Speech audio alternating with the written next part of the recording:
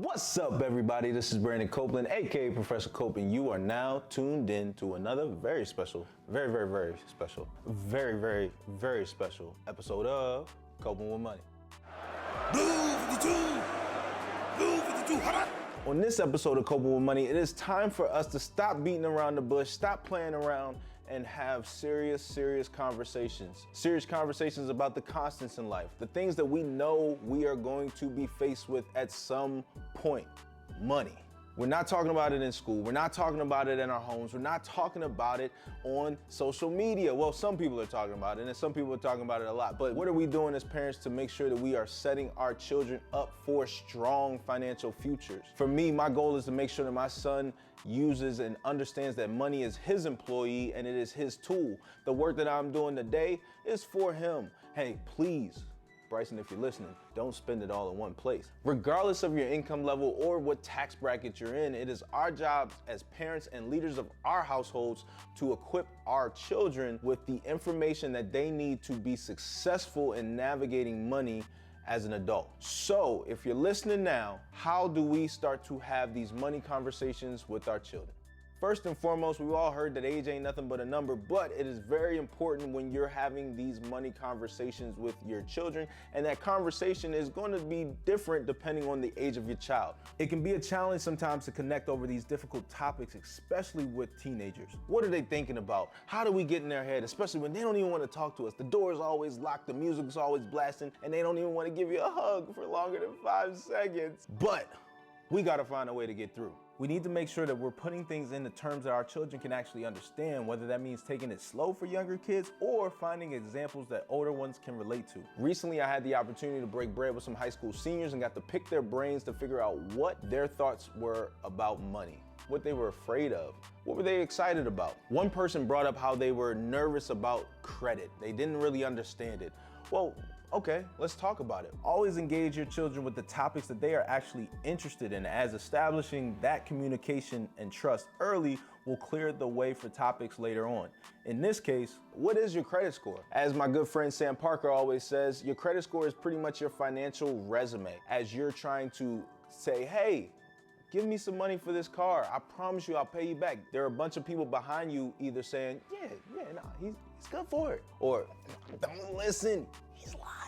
He still hasn't paid me back for those Skittles last week. A lighthearted depiction like this is something that can really be implanted in a child's brain for a lifetime. And the biggest thing we need to make sure we emphasize here is we don't have to make this rocket science. If I give you 20 bucks, how likely are you to pay it back? A higher credit score means you're more likely to pay it back. A lower credit score means, gotta question you a bit. I got a couple more questions. Ultimately, small conversations like this become lifelong lessons for your children. Now, let me help you look like the smartest parent in the room.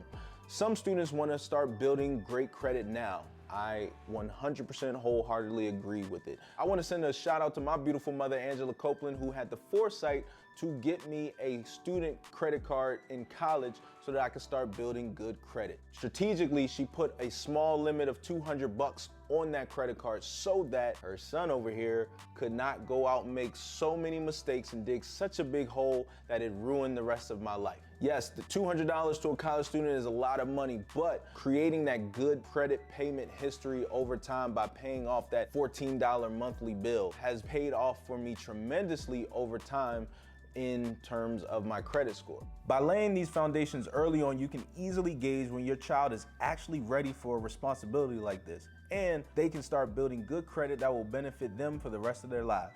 Now, what other things should I be talking to my child about? For me, I want my son's hard work early in his life to work hard for him for the rest of his life.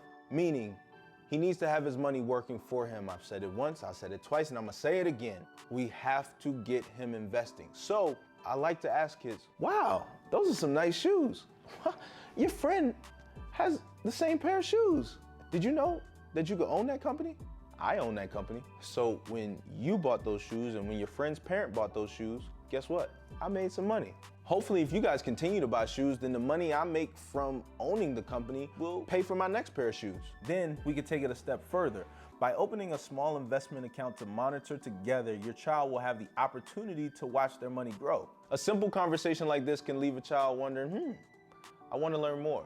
And that's all we need as a parent. It is also important for you to notice your child's spending habits. Hey, do I kind of see my son becoming an overspender? Well, my son tends to save a lot. Or if I'm seeing a negative trend, how do I potentially reel that in? It's easy for a child to get caught up in all the things money can buy them, but as their parents, it's our job to make them aware of how much they have coming in versus going out. We need them to understand cash flows. It's never too late or too early to talk budgeting.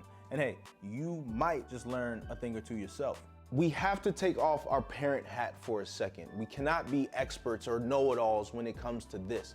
These have to be conversations. No one wants to be told what to do, but when you are working with someone and collaborating with someone, then you're able to let your guard down and open yourself up to growth. Let's make sure that we take ownership over the job and the task and the responsibility we have to take mental stress off of their lives because of money. We don't have all the answers. We'll figure this thing out together as parents, but it all starts with a conversation, a simple one at that. At this point, you know where to find me, kiplinger.com/cope. Shoot me a DM, a comment, an email, send an owl or carrier pigeon to get in contact with me. I want to know how these conversations go and also what topic you're interested in hearing me talk about on the next Coping with Money. As always, stay safe, stay blessed. I will see you soon.